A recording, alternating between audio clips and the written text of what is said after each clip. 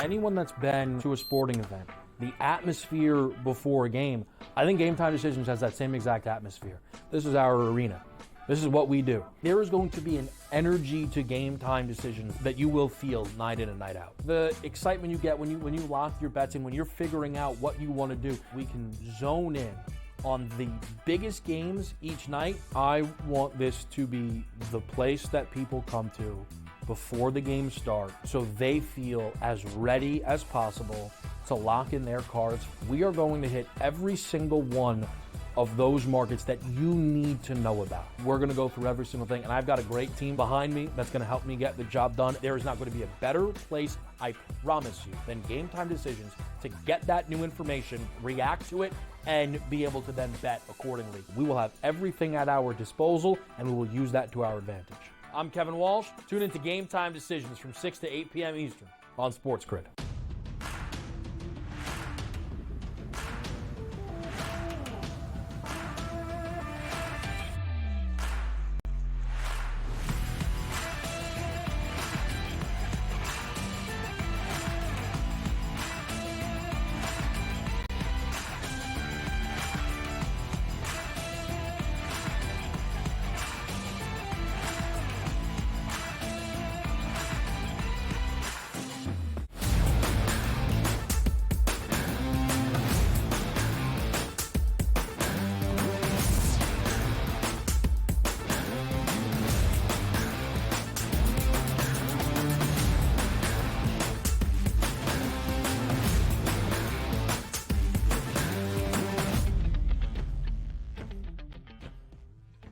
We welcome you to hour number 3, our third and final, bright and early here on this Monday morning to kick off a new week. It is the early line on SportsGrid. He is Donnie Rightside. I am Ben Stevens. One more hour to go, still to break down each and every angle of our Monday night football finale to Wild Card Weekend. The Vikings and the Rams tonight in Arizona.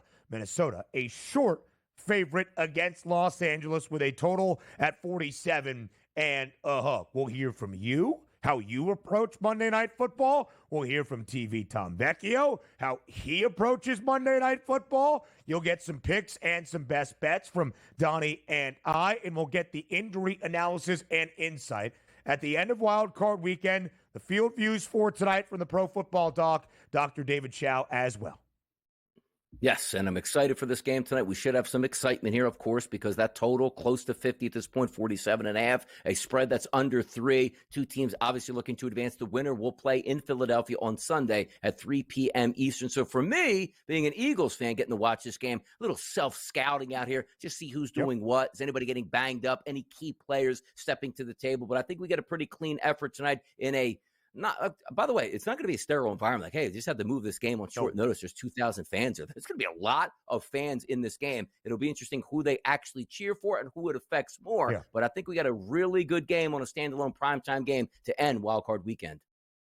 Yeah, I do as well, DRS. It should be a lot of fun on this Monday night. An emotional night as well, of course, with the game moved from Los Angeles to Arizona because of the continuously burning and devastating wildfires out in the greater L.A. area. But again, sometimes sports can be that reprieve. Sometimes sports can provide that distraction, that joy back to your life. Both the Rams and the Vikings will hope to do that with an entertaining game to end out the opening round of the NFL postseason. From the wagering perspective, what is the best bet for this Monday Night Football finale? You tell us and Fade the Public.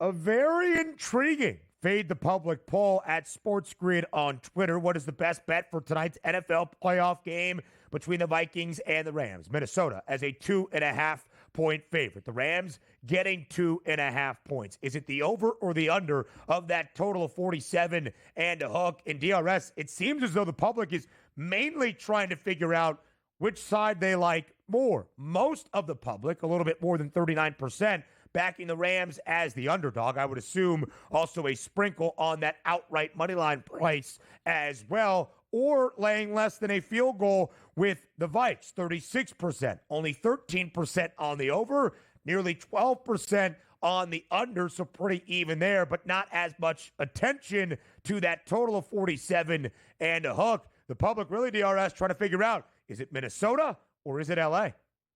Yeah, no, it's pretty good, too, because you're taking a look at two evenly matched teams, as we said. You're removing home field advantage out of the equation. That's what you're getting, 36% and 39%, respectively, between the Vikings and the Rams. For me, I did take the Vikings at -2.5. I'm expecting a bounce-back effort in this game for them. And maybe also the Rams, who are coming in a little bit more rested than the Vikings, but a lot more on their minds with the fires going on in the game, actually being relocated, them worrying about their family and their houses, and rightfully so here at this point. So for me, it's still going to be the Vikings at -2.5 the total, which is interesting too. 13% to roughly 12% here on the over-under. It shows that usually when you get that decided effort out of the public, it's like, ooh, a little bit weary, too easy at this point on a 2.5-point line. But we're showing up here. Yeah. It looks like Vegas, as we like to say, nailed that line and also that side, and that's why we're getting votes so close right now.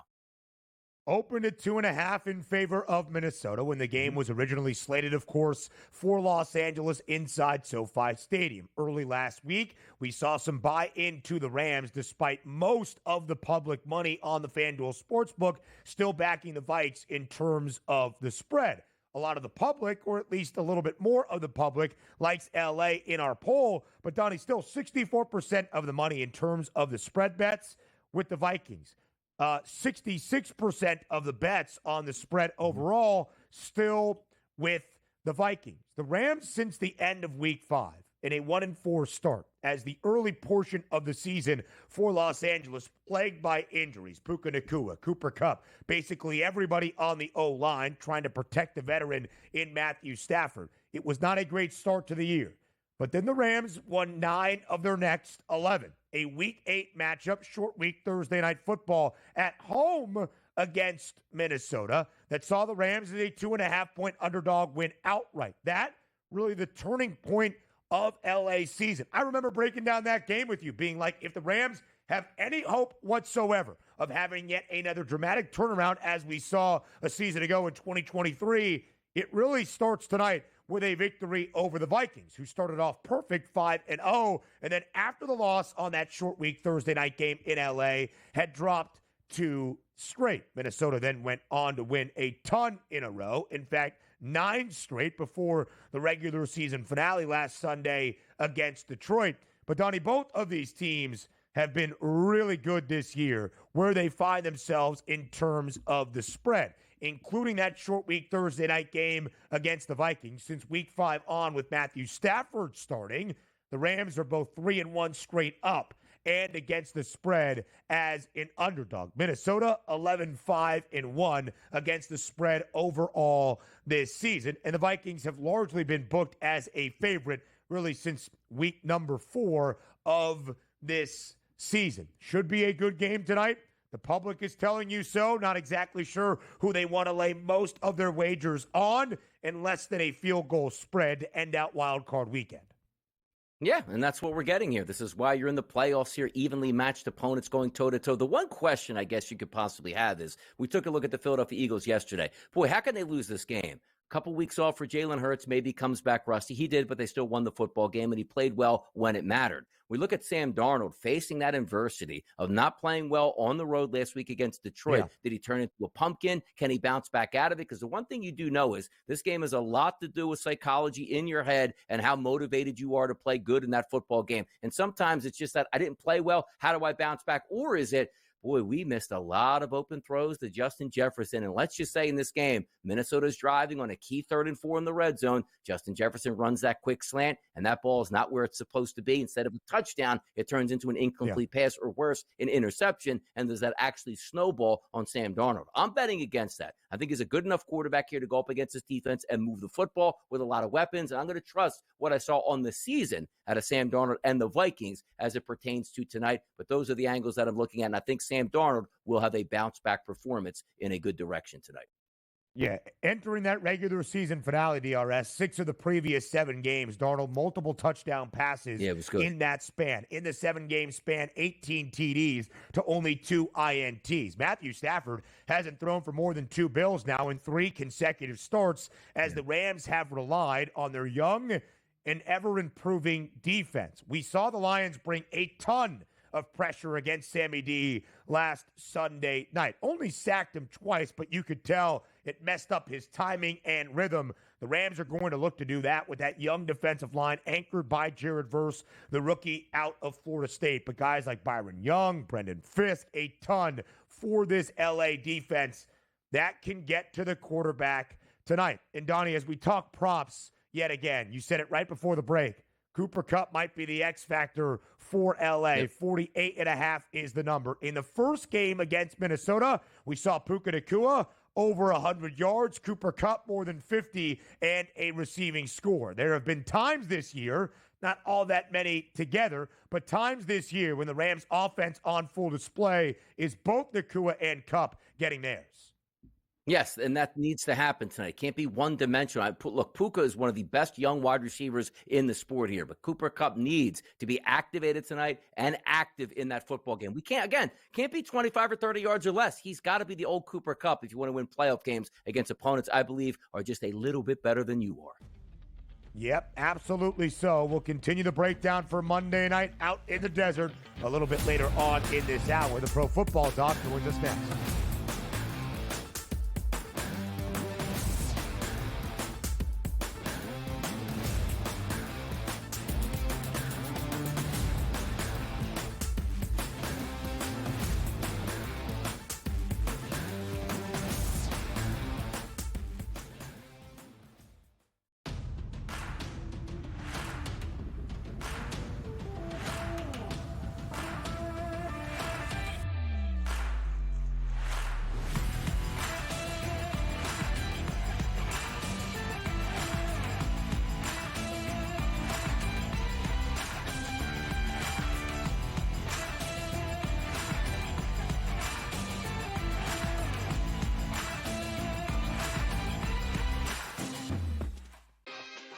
It's going to be copy-paste. Books up, not good. Win total's a tick too low. Knock it right over. Make playoff price tick too juicy. Bang it out. Postseason comes around on a tee. Knock their heads off. I don't think the Steelers organization just makes a move to make a move. They have to have, it's like being in the book. You have to know what you're going to move the line to. Game time decisions. Only on SportsGrid. Jimmy Butler wants to leave because Jimmy Butler knows that Riles isn't going to pay him, and he wants to get paid. Simply put, if they would have given Jimmy Butler this contract extension in the summer when he asked, this wouldn't be happening. But Riles did it, and Riles wanted him to play. So now he's disgruntled because he wants out. Betting above the rim. Only on SportsGrid.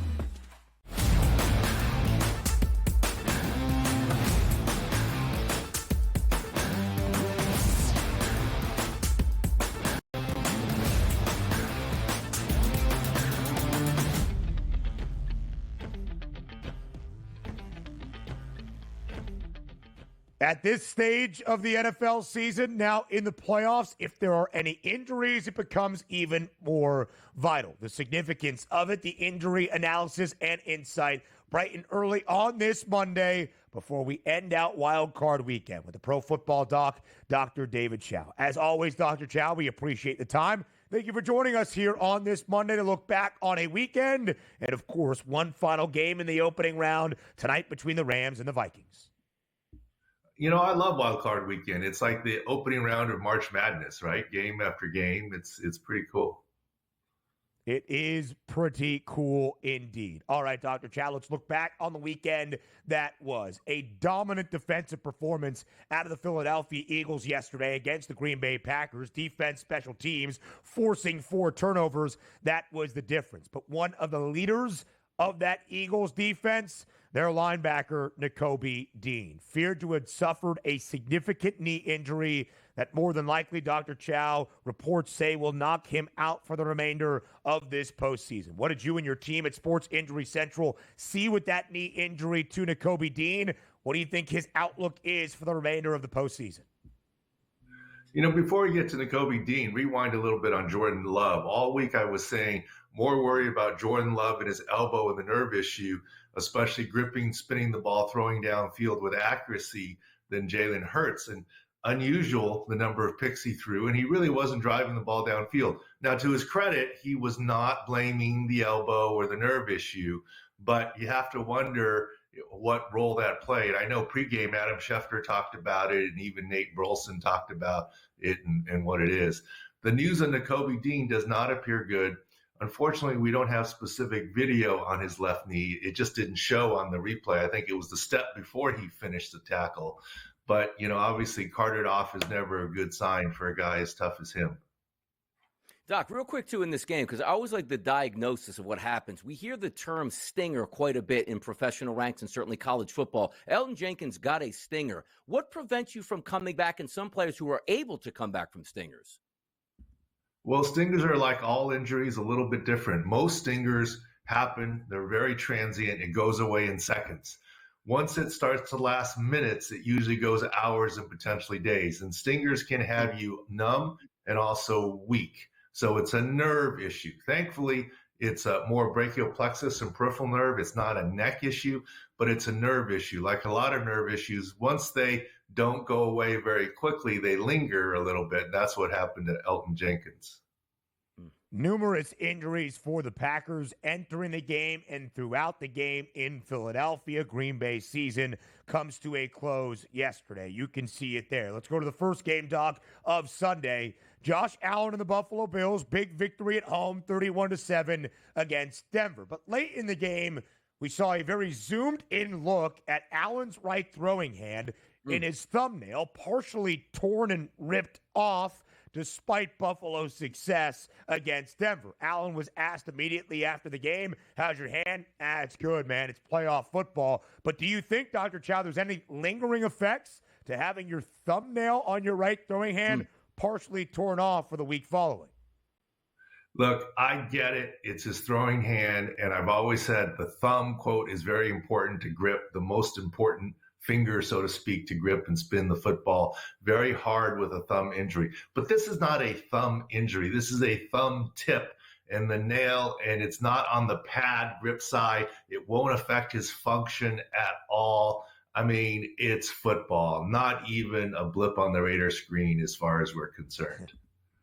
Doc, as always, in each one of these games, we typically see some concussion injuries. You see Ray Davis gets a concussion, the backup running back here for the Buffalo Bills, and also in that Eagles game, we saw Romeo Doubs. Let me ask you this question because, football players, head-on collisions happen so much, but the ones that we see quite a bit, which is Romeo Doubs, hitting the back of your helmet, not actually from a hit itself, but just hitting the ground, is that a worse way, per se, to get a concussion than frontal, or does it even matter at that point? It's just a matter of what type of damage is done. Well, all concussions are different, and the reason why you see the ground ones coming into play, especially in colder weather, the ground's harder, artificial turf, etc., is the ground is always there in every play. The other person's helmet isn't always there in every play. The ground is always there. But the lesson to learn from that is, look, I am not against the Guardian cap at all. I am not against it. But to say the Guardian cap prevents concussions just isn't true. Could it help? Maybe. I'm not against it. Romeo Doubs had a recent concussion. He hit the back of his head on the ground with the Guardian cap on and still got a concussion because of the contra coup and the, talked about the rebound effect, etc. Helmets and Guardian caps can never, quote, prevent all concussions. That is for sure. Dr. Chao, let's get to the Monday Night Football finale of this wild card weekend. The Rams and the Vikings in Glendale, Arizona. The story for LA this year, a 1-4 start before turning it around to win 9 of their next 11. And one of the issues, Dr. Chao, early was how banged up the Rams were basically everywhere. What is the status of LA entering tonight against the Vikings? The Rams are actually very healthy. And if you go back to that game earlier this season, Thursday night game, they were about to trade, Cooper Kupp and maybe even Matthew Stafford. In that Thursday game, the Vikings came in. That was the kind of turning point for the Rams in terms of getting healthy and turning their season around. So they definitely are on the healthy side. Both teams are not bad. Aaron Jones is fine. Patrick Jones is a different story. But here's my wondering. This is crazy. Not only did the home game get moved from LA to Arizona, we get that, but it's unusual that the home team Rams arrived several days earlier than the Vikings will arrive because they were relocated, and they were relocated with families as well because of the tragedy in Los Angeles. Not sure what kind of effect that will have on the Rams, right? It has to be pretty disconcerting to move like that, et cetera. In some ways, it's great to have family there because of security, everything happening in LA. But in some ways, what does it take away from the concentration on the game? It remains to be seen. That we will see tonight on this Monday. And to get more field views like that, SICScore.com, SICScore.com. The great work that Dr. David Chao and his team do each and every week throughout the NFL season. Dr. Chao, thank you very much. More from Monday night up next.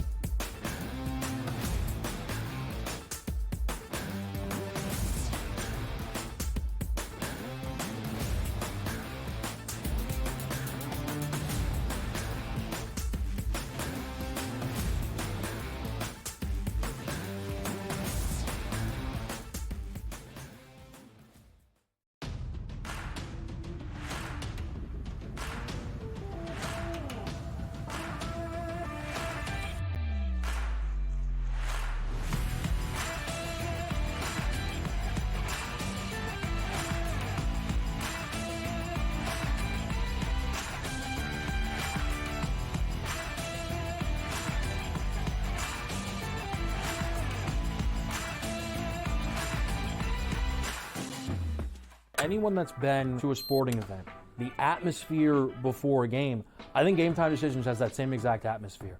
This is our arena.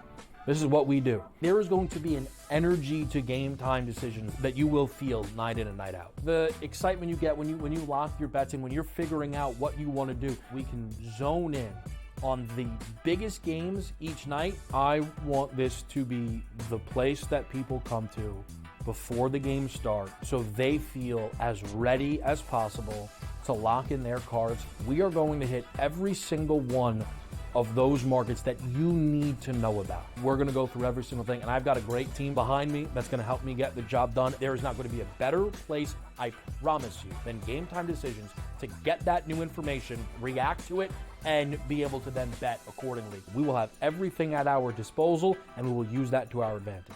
I'm Kevin Walsh. Tune into Game Time Decisions from 6 to 8 p.m. Eastern on SportsGrid.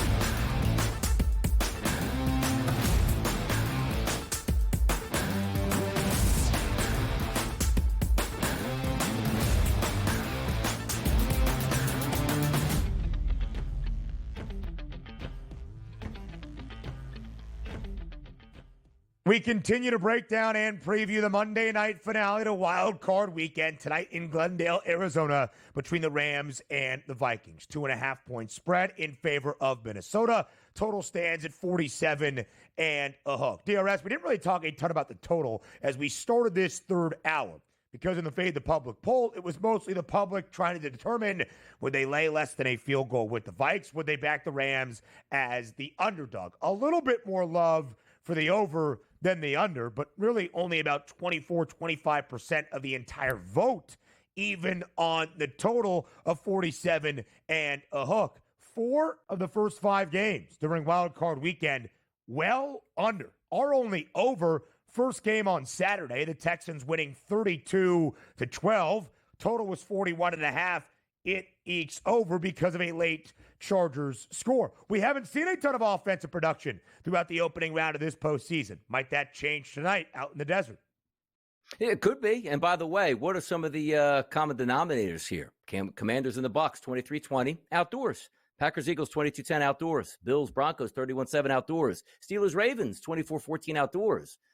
32-12 over indoor game between the Chargers and the Texans. It's one of the things that, we look at from separating seasons, as I like to say. Early in the season, teams still trying to get underway, but you're getting warmer temperatures. Everybody's healthy. Now you have the battle of attrition, not only for the season-long tendencies, where you have a lot of tape there. Sometimes you're worried about playing in colder environments that some teams might not be used to. We're now going to get two dome teams playing in a dome, what was the only game that went over? Two dome teams playing in a dome in Wild Card Weekend. I'm not saying that's a direct correlation, and yes, because two dome teams are playing in a dome, it goes over. But one of the things we always worry about, is there going to be rain? Is there going to be snow showers? Is it going to be cold? How's that going to play out? Because the hits hit harder, feels like, in the cold, and how you recover from those is a little bit easier in a controlled environment. So I do think it helps for the total. 47.5 is a key number. Most people like to say under the 47s at that point, but I do think both of these offenses, with quarterbacks that let it rip, with wonderful offensive coordinators, I think it just makes sense that it leans towards the over for me. Yeah, I'm trying to figure out the total. I think we could see a slower start. I think there will be some great live betting opportunities to maybe get to an over. Are we going to see 5 of 6 games under, with our really highest scoring game from a total perspective be 44 points? I'm not so sure. I do think we see some offense tonight. The first time these two teams played DRS back on a short week Thursday night game in week number 8, we did go over a pregame total of 46.5 with 50 combined points. The Rams winning outright as a 2.5-point dog, 30-20. In both quarterbacks, a big reason why.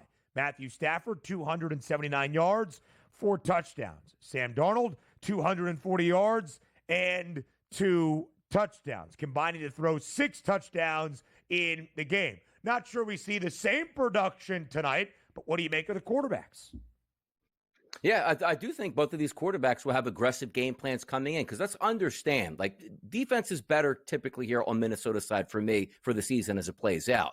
But what do you have, Ben? Again, we just talked about the dome environment here to help both of these quarterbacks that are used to playing in domes. Also, elite talent at the wide receiver position and wonderful play callers. It lines up for both of these quarterbacks should have success. But just getting back to the notion, I do think Sam Darnold throws 2 touchdown passes. I also think Justin Jefferson catches 1 of those touchdown passes. And it's not a lot, 264, 242. Seems like a lot in the playoffs because you've seen some of those quarterbacks booked around the 212, 215 number. But nothing should shut these quarterbacks down from being aggressive, where the coaches are coming in saying, you know what?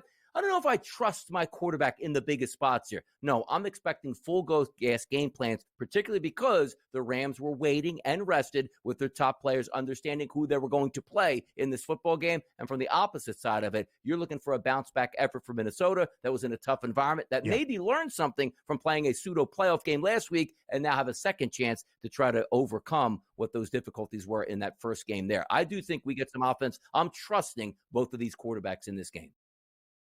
Only scored 9 points last week, did Minnesota. Aaron Jones dealing with a quad contusion from the week prior. Still got 10 carries, but for only about 45 yards. Cam Akers, the former Ram, was actually Minnesota's leading rusher last week in Detroit, finishing with 65. Aaron Jones's numbers tonight against L.A., you see them on the screen. Kyron Williams now minus 145 to hit Pater. Best price of any player in this game to score a touchdown. Scored a touchdown in the first 6 games for L.A., then did not score in 4 consecutive. Enters this game, didn't play, of course, in the regular season finale, having scored in 5 of his final 6, entering this matchup tonight against the Vikings. Even more from a prop perspective with TV Tom Vecchio of SportsGrid. That's next.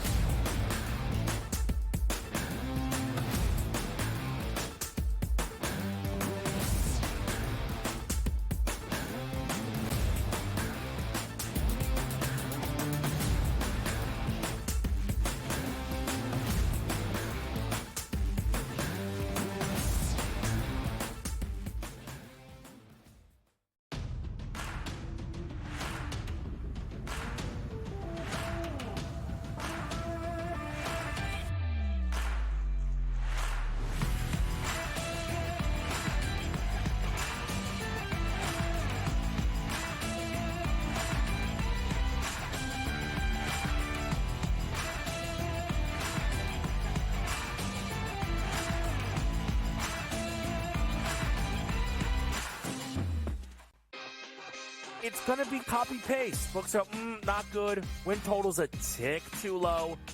Knock it right over. Make playoff price tick too juicy. Bang it out. Postseason comes around on a tee.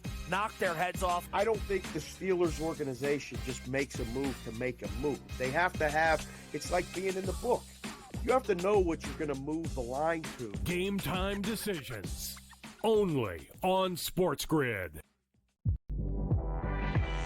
Jimmy Butler wants to leave because Jimmy Butler knows that Riles isn't going to pay him, and he wants to get paid. Simply put, if they would have given Jimmy Butler this contract extension in the summer when he asked, this wouldn't be happening. But Riles did it, and Riles wanted him to play. So now he's disgruntled because he wants out. Betting above the rim. Only on SportsGrid.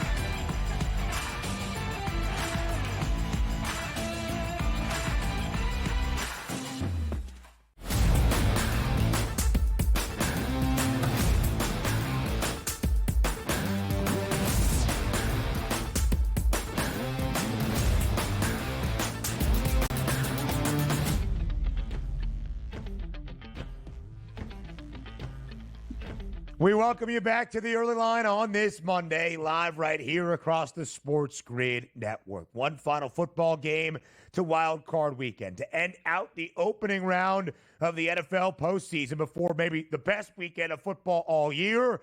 That is the division round, the final spot available in the NFC of the four teams on that side of the conference to be determined tonight between the Vikings and the Rams out in Glendale, Arizona. To help us make sense of it all from a prop perspective, what the numbers are telling us entering this Monday night finale, it's TV Tom Vecchio of SportsGrid, live right here on the early line. Tom, as always, thank you so much for taking the time to join us here to start off a new week. Of course, thanks for having me. We are in for another great game tonight. I know these haven't been the most exciting games, but that just means take a lot of unders as we are, in wild card weekend. I think that's what we should be expecting. Teams playing things super close to the vest, super straightforward. They're not taking these random shots in terms of offensive play calling. We have seen mistakes from a lot of teams, but it leads to profitability when you look on the side of unders. That doesn't mean I love all unders today. There are actually a few overs that I like for this game. I'm ready to go. We have seen a lot of unders so far throughout the opening round. 4 of the 5 matchups under our highest scoring game, 44 points. That was scored between the Texans and the Chargers way back in the opener on Saturday. Tonight's total, 47.5, and just a 2.5 point spread in favor of the Vikings taking on the Rams. Vecchio, we haven't also seen many close games outside of Sunday night yesterday in Tampa between the Commanders and the Buccaneers. But the odds makers expecting a tight game tonight out in the desert with a relatively high total, at least based on the opening round of the postseason so far. What are the numbers telling you for Monday Night Football between Minnesota and Los Angeles? I think the Rams win. I do. I'm on the Rams at plus 2.5. I think we're looking at like a 24-20 kind of final. I think it'll be pretty close. We're going to see a good amount of scoring, maybe even a little bit lower than that, maybe a 21-17. I think the Rams will come away with the victory. Frankly, what the Vikings showed last week is terrible. It really was. And I think it leads me to a specific game script for the Vikings. And that does lead to some overs when it comes to Sam Darnold, some of their offensive players. I think we can look there. The Rams side of things, I actually think it's pretty tough. Kyren Williams lines are super high. Same thing with Puka Nacua. I think they're super refined. I don't have a whole lot of interest in going there. I think the carries for Kyren Williams could be fine, but I think we're going to see some scoring from the Rams side of things, and we will see the Vikings playing catch-up when it comes to the game script overall. 2 dome teams playing in a dome, neutral environment tonight. Last week, not really happy with what we saw out of Sam Darnold. Wasn't very good against Detroit. A chance to bounce back, but also understanding Matthew Stafford is going to be playing in this football game with his play caller, McVay, who's wonderful. We know that. And also healthy and rested. And maybe we see more a little about Cooper Kupp. But let's get to the quarterbacks itself. 242.5 is Matthew Stafford's prop. Sam Darnold's updated is 264.5. The touchdown pass is usually typically listed at the FanDuel Sportsbook at over 1.5. Juiced with Matthew Stafford at 114. Much more juice on Sam Darnold at 168. How are you attacking the quarterback position tonight, Tom? As I said, Darnold did not look good last week, right? 18 of 41 when it comes to his passing. What's the most important thing if the Vikings were to win this game? Do they want to go into next week at Philadelphia saying, oh, it was great that Aaron Jones had over 20 carries and 100 yards on the ground and Sam Darnold ended with 150 yards? Like, no, they need to have the confidence on offense to say Sam Darnold can go punch for punch with an Eagles offense, and they need to build that confidence. So what does that lead to? It leads to the Vikings pushing things into a passing game script tonight, because if they were to beat the Eagles, hypothetically, which I don't think will happen, they have to then go head-to-head with the Lions. And again, having a strong running game against the Lions is not the way to beat them. It's going punch for punch with Goff and that offense, and that leads to more and more passing. So Darnold building the confidence on the entire offense via the passing game is what has to happen tonight. So Darnold over 33.5 passing attempts is where I think things will lean. Can we look to the completions? Sure. Can you look to the yards? Sure. Donnie, in the last segment, over on 1.5 passing touchdowns. Also, totally fine, but it has to start with them moving the ball in the air. Now, we can look to, we can say, he's going to be passing a lot. It's going to go to Justin Jefferson. It's going to go to Addison, Hawkinson, whatever it might be, but it has to start with Darnold being productive tonight. Still 41 attempts last week for Sam Darnold in that regular season finale in the Motor City. Just 18 completions, his season worst completion percentage in week number 18. There was some question, Vecchio, about the Minnesota running back. Aaron Jones entering last week, quad contusion, still was out there, 10 carries, 45 yards. It was actually the former Rand, though. Cam Akers, less attempts, 6, but more yards, 65 on the ground. As you look at Aaron Jones and Kyren Williams on the other side for L.A., how do you compare these two running backs tonight? So Kyren Williams, I think he could absolutely get there. I think it's 94 for his rushing plus receiving combined. I think that's totally in play as well. For Aaron Jones, specifically, I like him under 14.5 attempts. This plays into the fact that he's maybe not fully healthy. Cam Akers is going to continue to play a role for the Vikings. See, 5, 6, 7 carries, whatever it might be, not a high amount. But again, also I'm expecting passing from the Vikings, and that's just going to lead to fewer attempts from Jones overall. As I said, I do expect the Vikings to be playing from behind. I think the Rams will be winning. The Vikings have to pass the ball. So it's kind of all building into one thing for me, where they have to get the confidence going from Darnold, and that's just going to lead to fewer carries for Jones overall. And again, he's not fully healthy with his quad issue dating back a couple of weeks at this point. Let's take a look at the pass catchers here, Tom, because it's easy to focus on Justin Jefferson, awesome wideout, Puka Nacua equally. But one guy who used to be awesome was Cooper Kupp. He's listed at 48.5 at the FanDuel Sportsbook, which back in the day, which is like 2 years ago, that's like his first half total because of how dominant he was. Has disappeared as of late. Is Cooper Kupp somebody that you would be looking towards betting tonight, or just you can't trust on based on the previous outcomes that we've seen over the past few games? I think my favorite answer for this would be, or like the ideal answer would be like, let's lay off of him to start. And let's get an in-game number, because if that in-game number drops to, let's say, 39, maybe the Rams do fall behind and they have to pass the ball. Puka Nacua is going to see his action, but like Cooper Kupp could still break off these 15, 20-yard catches to the sideline, as we've seen time and time again. Him getting over one defender, under the safety, whatever it might be, and Stafford always looks to him. So I think we can look there as an in-game number for Cooper Kupp to be one of my favorites when it comes to the Rams side of things. I don't want to have interest in Puka. I just think that line is too high. He could absolutely get there, but I missed the boat on the early line. So no pun intended, but.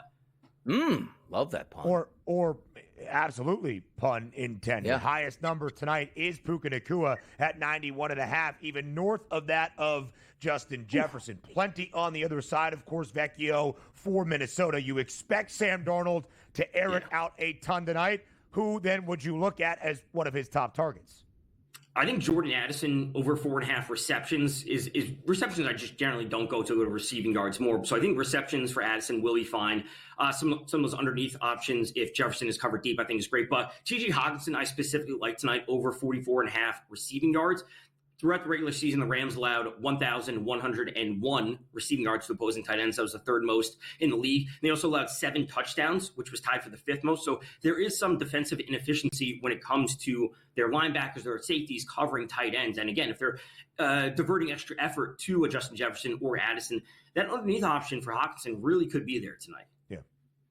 Any When sort you of, see if it we right take a look there- at, I was going to. Oh, there you go. Look, Tom's top props there, BSS. We're getting after it here. Thanks for help from our trusty producer behind the scenes on the late 1-minute call. No We're doubt. here, though. We got plenty of time. Tom, give me an underrated player tonight.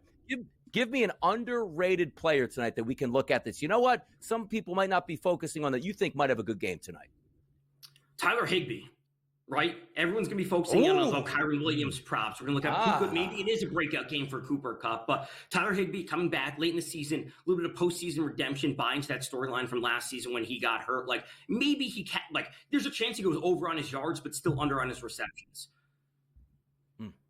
Tyler Higbee, the number tonight for the Rams tight end that is now back in action. So they try to hunt it down 25 and a half. That's good stuff. Tom Vecchio, as always, you saw the top props. He'll be there for all of your Monday Night Football needs to end out the opening round of the postseason later tonight on SportsGrid. Tom, thank you. Our best bets for Monday. Next.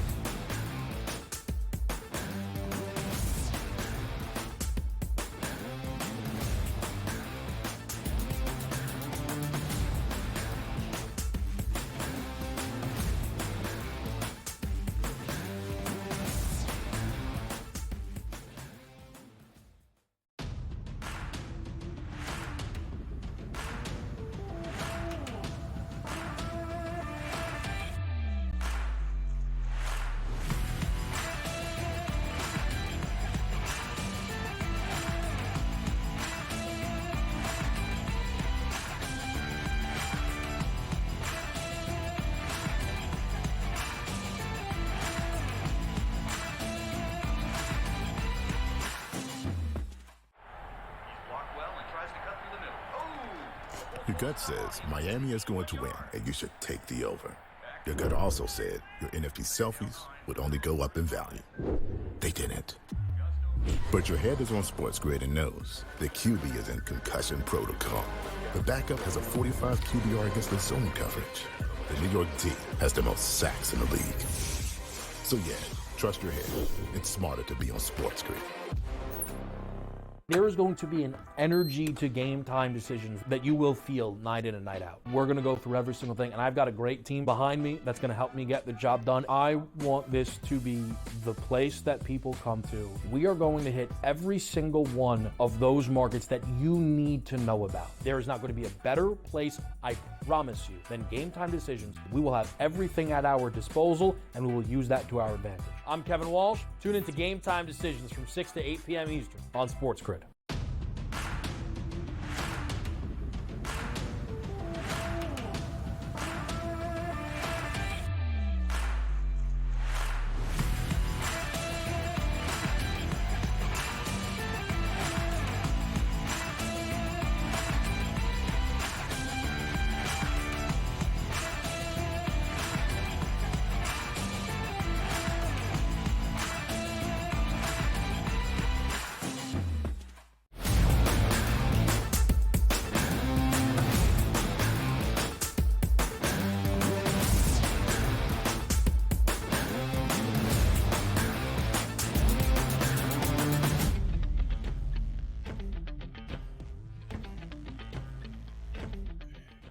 So you heard it from Tom Vecchio. We've heard from the public. We know everything we need for this Monday Night Football finale to Wild Card Weekend tonight out in the desert between the Rams and the Vikings. Now it's time for some picks from Donnie Rightside and myself, Ben Stevens. We run the triple option here to end out this Monday. Our favorite side, total, and prop on the early line. DRS, when it comes to a side, it is less than a field goal number in favor of Minnesota. The Vikings laying 2.5 tonight against the LA Rams. Our total stands at 47 and a hook. The Vikings, the second best cover team this year in the NFL. 11-5-1 against the spread. The Rams, since week number 5, when they started to turn their season around as an underdog with Matthew Stafford starting under center, 3-1, both straight up and against the spread, including an outright victory as a 2.5-point home dog against the Vikings way back in Week 8 on a short week Thursday night affair. So when it comes to your favorite side for the final game to Wild Card Weekend, which way do you look? I'm going to go Vikings. I'm going to say they rebound from that effort against Detroit, which was on the road. And yes, this is a road game, but it's actually a road game for both teams. So it sort of limits the damage of not having Los Angeles comfortable in their own building. I think that helps. If I look at play callers, you're probably looking at, would give the edge to McVay, but we're probably seeing the coach of the year as a possibility coming from Kevin O'Connell. And that's the offense that we loved all season long with Justin Jefferson at wide receiver. And also, just taking a look at the defenses head to head, I would take Brian Flores as my defensive coordinator, and I'll take that defense over the Rams. So I don't think it's going to be a blowout tonight. I think it's going to be a great game, one possession into the fourth quarter. I'm just trusting the Minnesota Vikings with what I saw on the entirety of the season to play well tonight and beat the Rams. Yeah, I'm going to go to the Rams outright, but plus 2.5. When this game was in L.A. early last week, I bet the Rams on the money line. I'm going to stick to it. If you want to give me 2.5 points, that is fine. I understand the logistics. I understand where the hearts of everybody associated with Los Angeles are at this moment. I still believe the Rams are the better team, and mainly because of a defense that I trust a ton more now, young and improving, to match up with an offense where I'll give the pedigree to the better quarterback by far in this playoff matchup, Matthew Stafford, as compared to Sam Darnold. Again, the Rams, since week number 5, after a 1-4 start, LA won 9 of its next 11 games, and there was the most critical game of this season, in my estimation, week number 8 for LA. You heard it from Dr. Chao earlier. Entering that game, 2-4 for LA. Might they trade Matthew Stafford? Cooper Kupp was hot on that trading block. The Rams beat these Vikings outright at home as a 2.5-point underdog, and then won a couple of other really important games as an underdog against the Buffalo Bills in a high-scoring affair. And then on a short week in San Francisco against the 49ers, outright as a dog as well. In significant moments of this season that have determined what LA has done, they have won outright as an underdog. I'll believe they do that tonight against the Vikings as well. Now time for our favorite total of this game. DRS, I'm still not entirely sure how I feel about the game total overall. Yeah. Feels like it could go over. Could also very well stay under. 4 of 5 games already this weekend, under to start off the postseason. Our highest scoring game in terms of combined points between two teams, just 44. It's not like we had a total at 51 and a hook like we did last night on a Sunday that featured 49 points, barely staying under. There hasn't been a ton of offense. What do you think we see tonight?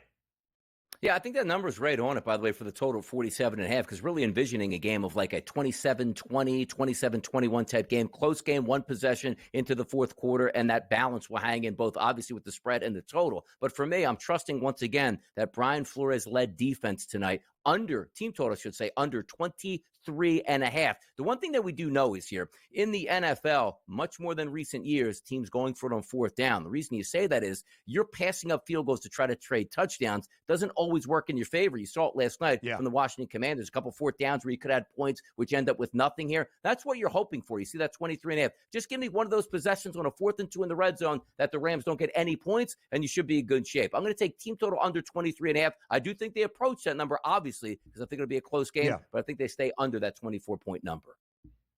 Yeah, I'm going to look at 23.5 as well, but for the first half number, I think we could see a slower start tonight between these two teams. And again, 24 being that key number. So the under right now, 23.5, is actually even money to go over that first half total. That's where the juice lays. But DRS, you guys will be live on In-Game Live Game Day to look at this Monday night finale to Wild Card Weekend. I think there's going to be a ton of live betting opportunities for this matchup between the Rams and the Vikes, both inside and in total. That's how I would actually approach the over-under in the scoring throughout this game. Favorite prop of the night is who and what? Yeah, I'm really going to dig into this too, but I've been having fun, I should say, over the past couple weeks, taking the longest reception props of some players. Yesterday, not a lot of offense in Philadelphia, but how about this? I did hit my over 20.5 on Devontae Smith when he had a 28-yard catch in the second half. I'm going to do the same thing with Justin Jefferson. 5 out of the past 6 games, he's cleared that number. Longest catches in those games, 31, 37, 39, 52, and 30. The only low number was 21. You know he's going to get his deep shots, and also if he doesn't, that 15-yard out that he turns up to get the extra yards, that could help you. I'm going to go Justin Jefferson over 26.5 as his longest reception tonight.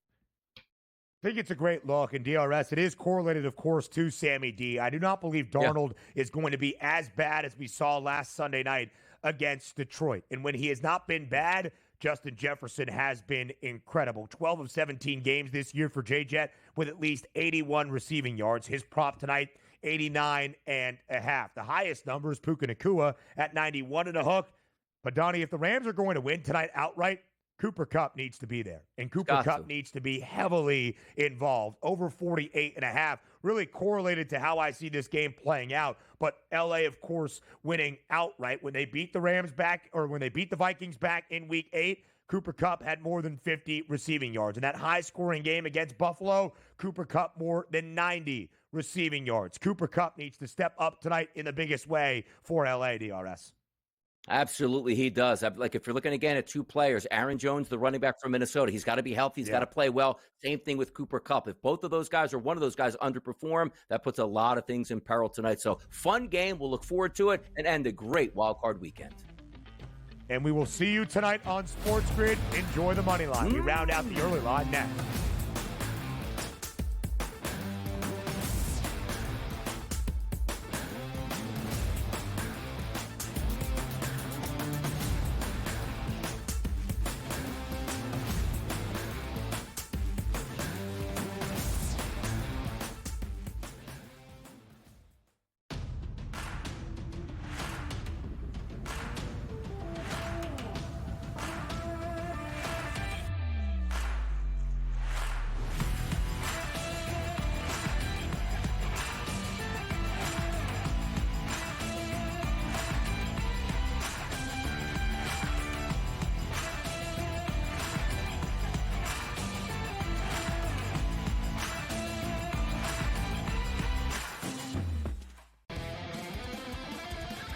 The NBA will take center stage once football stops, and people will watch the NBA playoffs and all that. But the standings are whacked out in the Western Conference. Like Oklahoma City, Memphis, and the Houston Rockets are the best teams in the conference. You want to talk about a team with overs and no defense?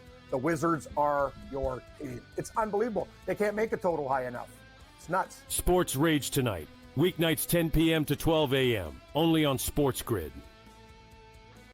The Bostonian versus the Book. I remember one time, I don't know if Kenny will remember this, I said put 100 on, I think I left it on a text, put 100 on this horse that won, and then Kenny called me back later and goes, hey, I never got the text. And I'm like, no. Oh yeah. Remember that, Kenny? I would never stiff anybody. He texted me as they're loading into the gate, maybe, like, it's too late. The Bostonian versus the Book.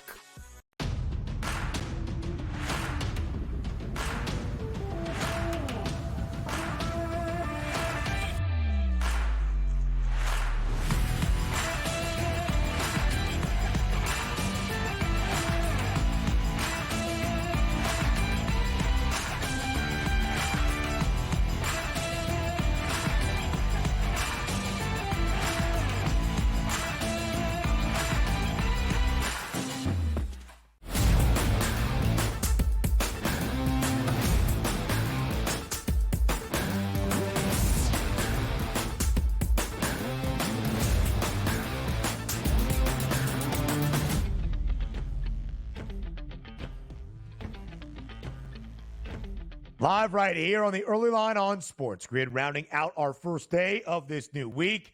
It is a Monday on TEL. Of course, Monday Night Football, a finale tonight to the wild card weekend, the opening round of the NFL playoffs with one more spot at stake in the divisional round tonight between the Vikings and the Rams. The winner will head to Philadelphia next Sunday afternoon to take on the Eagles. Philly, again, hypothetically, would be a 3.5-point favorite against the Vikings at home, and that projected matchup nearly a touchdown favorite against the Rams, a 6.5-point number. That's next Sunday. Tonight is Monday. Exactly 1 week from today, it's a college football playoff national championship game in Atlanta, Georgia, inside Mercedes-Benz Stadium. It's Notre Dame and Ohio State to be crowned a national champion in the first ever 12-team college football playoff, the largest field ever in a college football postseason, in a chase for a national championship, requiring the most wins necessary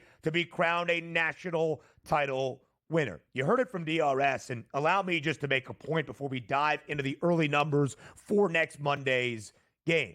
A lot was said about the college football playoff in the first ever 12-team rendition of it in that opening round, right? On-campus games, how cool and exciting those atmospheres were, paled in comparison to the results. 17.3 points per game, the average margin of our 4 games in the opening round. And in fact, we saw a lot of double-digit games as well in the quarterfinals between Boise State and Penn State, Oregon, Ohio State, even a game we expected to be close. Heck, Georgia and Notre Dame was still decided by 2 scores. The only game decided by a single score in our first 8 matchups in our first 2 games was that wonderful double overtime thriller in the Peach Bowl between Arizona State and Texas. And that game featured a 13.5-point spread. The reason I bring all of this up, because what we are seeing even in wild card weekend in the NFL, or as we see in the NBA in the opening rounds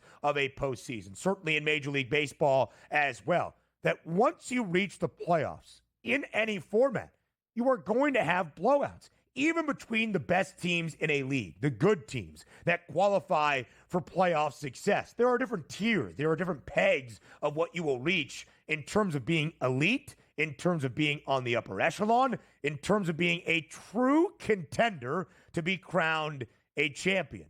And we have seen that in college football. I think there is little doubt that we saw the 4 best teams in the country actually square off by the time we reached the semifinals. And, of course, in both games, the deciding moment of said matchup was in the final 2+ minutes of regulation. A 41-yard field goal to win it off the right foot of Mitch Jeter between Notre Dame and Penn State in an exciting and exhilarating fourth quarter in Texas with 1st and goal at the 1, needing to try to go for it on 4th and goal down by a touchdown with just over 2 minutes remaining in regulation, only to have Jack Sawyer make perhaps one of the best defensive plays Ohio State has seen in over a decade. That is beautiful. You weed out the weaker teams, even in a postseason format, in those early rounds to get the best of the best squaring off in the most significant moments of a game decided on an actual playing surface. And that's what we should have for a national championship next Monday night, although the odds expected to be rather one-sided. Ohio State is an 8.5-point favorite. Our total is 45 and a hook. The projected spread was 9.5 in favor of the Buckeyes. As soon as Ohio State edged out Texas in the Cotton Bowl, and the line for this specific national title matchup opened up, it was still 9.5 in favor of the Buckeyes. Yes, we have seen some buyback on that spread, expecting Notre Dame to keep this game just a little bit closer, but it's still north of a touchdown. I do want to remind everybody, just in case even a national championship game seems a little bit lopsided, that in the 10-year history of the 4-team format of the college football playoff, half of those 10 national championship games decided by at least 3 touchdowns, with an average margin of 21.4 points per game. Just keep that in mind. But I expect this game to be closer. I think Notre Dame's defense has earned that benefit. And I think the Irish will be able to have enough success on the ground to keep this game close. I already bet Notre Dame plus 9.5. I have 2 national championship tickets. one that I bet in early October on Ohio State, one that I bet as soon as the bracket for the college football playoff was revealed on Notre Dame. I'm feeling pretty good this week. That does it for the early line today. Returns tomorrow, 8 a.m. Eastern time on a Tuesday.